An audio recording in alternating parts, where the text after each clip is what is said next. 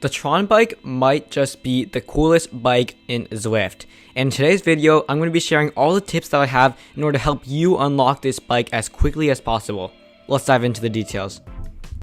Now first off, in order to actually select the challenge and start having your elevation actually count towards the Everest challenge, you need to load up Zwift and head to the menu screen and then click into that challenges section and then select the Everest challenge. Now on to the actual tips.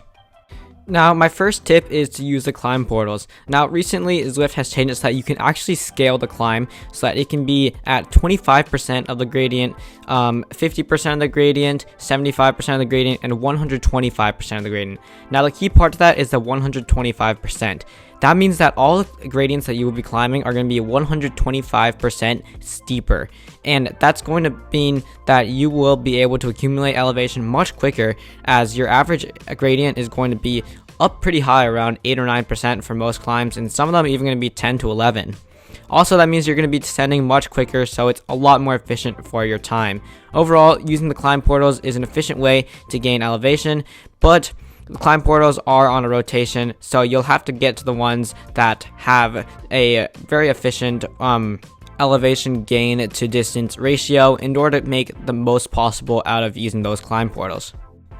Now, a lot of you know about the EPKM. It is the snowy mountain in Watopia. That is the second highest mountain in Watopia, second only to the Alpe du Zwift. And the reason why the EPKM is so important in this scenario is because it allows you to get some elevation gain by sort of cheating the system by finding that snowy bowl section and just going down and back on that ramp section. So as your speed starts to slow to around 10 miles per hour or so, or 15 kilometers per hour, then you flip a U-turn and you just use that momentum to just keep getting more and more elevation gain. You just keep flipping U-turns.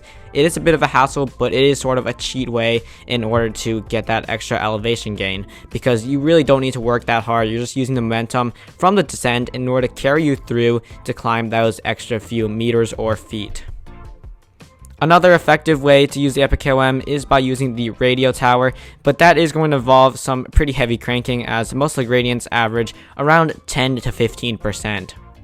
If you are enjoying this video, please smash the subscribe button. I want to hit 1,200 subscribers by the end of the year, and if you can help me make that journey possible, that would be greatly appreciated. Now, continuing on with the video.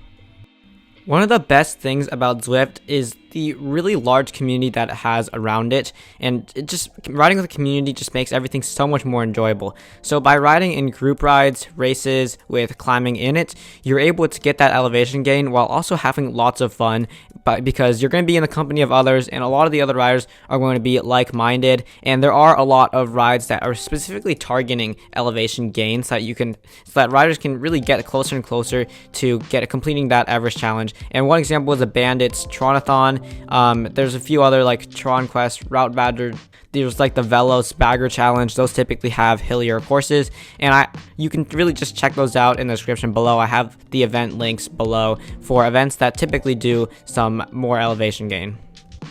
Now, this tip sort of goes along with the most recent one, which is riding with a community or riding with a group. And another reason why that's so effective is because you may not think that there's a lot of draft, just because the studies that have shown that draft is less effective when you're only going like 6 or 7 miles per hour. But nevertheless, draft is going to help you so much, because it's all going to add up in the end, and really just getting those extra few feet every single day, that's going to bring you so much closer than you would imagine, because in the end, it all adds out and all adds up. And if you're riding with a group, you're able to get that extra draft and use some less energy, which will allow you to go on for longer, or just cover more distance over the amount of time that you have to ride. Some ways that you can find people to ride with are by looking on communities on platforms such as Facebook or Discord, because there's normally lots of riders who are going for that Tron bike, and if you can find someone around your time zone, you could really just make a solid friend, and you can just have someone to ride with all the time. And I know, as I was going for the Tron bike, I had some friends that we were just grinding all these climbs. We were doing EPKMs every day, and riding together just makes everything so much enjoyable. And not only were we having fun together, but we were also getting that draft, which is ultimately going to help us in the long run. Now, as I said earlier, there are also events that do have a lot of climbing in them, and the larger the group, the more draft you're going to get, so that can also be very effective if the group ride has quite a few riders. Moving on to my 5th tip, this one is sort of an obvious one, but also one that can actually make quite a big difference if you really think about the numbers that have been found by Zwift Insider about how much your bike choice really affects how quickly you are riding. And all you have to do for this tip is to just head over to zwiftinsider.com, find the fastest climbing bikes per level, and select and just buy the one that is going to be the best thing that you can afford and are at the level to achieve. Now, the reason why using a lighter bike helps is because as in real life, using a lighter bike is going to make you go faster, and the same thing happens in game on Zwift. So if you are using a lighter bike, you're going to be climbing faster than those who are using a heavier bike. Also, it doesn't harm to have a much better looking bike, as I've found that some of the climbing bikes actually do look quite a bit better than some of the bikes you might be riding right now, like the Tarmac SL7 or other bikes like that. They always say, save the best tip for last. And while the title that you're seeing on the screen right now, Ride Climbs, may seem like the most obvious thing ever, I actually have some more insight into why this is so effective and what you should actually be doing instead of just riding climbs like it says on the title. Now, the thing that most riders don't realize is that no matter what, whether you ride a climb or not, you're still going to get the same exact workout in. So you have like a threshold workout or a sprint workout. There's no harm in doing it on a climb. All you have to do is turn off the trainer difficulty or go in erg mode, so you won't feel the climb at all, but you'll still be accumulating elevation.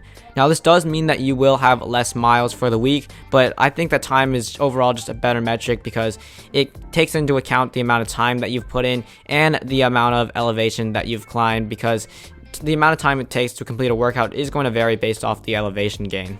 So as I was saying, if you do a workout up Zwift, you could do say 1 hour threshold workout, and that's going to get you all the way to the top of the Zwift. And once you reach the top of any of these climbs, just flip a U-turn, and as you're still doing your workout, just flip another U-turn so that you can just keep on accumulating elevation gain. And the key here is to really just do every single one of your rides on a hill. No matter whether it's a recovery ride, a hard workout, or a sprint workout, just do it all on a climb, because you can just turn off trainer difficulty and you'll get the exact same effects as if you were doing it on a flat route. It really makes no difference because trainer difficulty will either be turned off or erg mode will be enabled.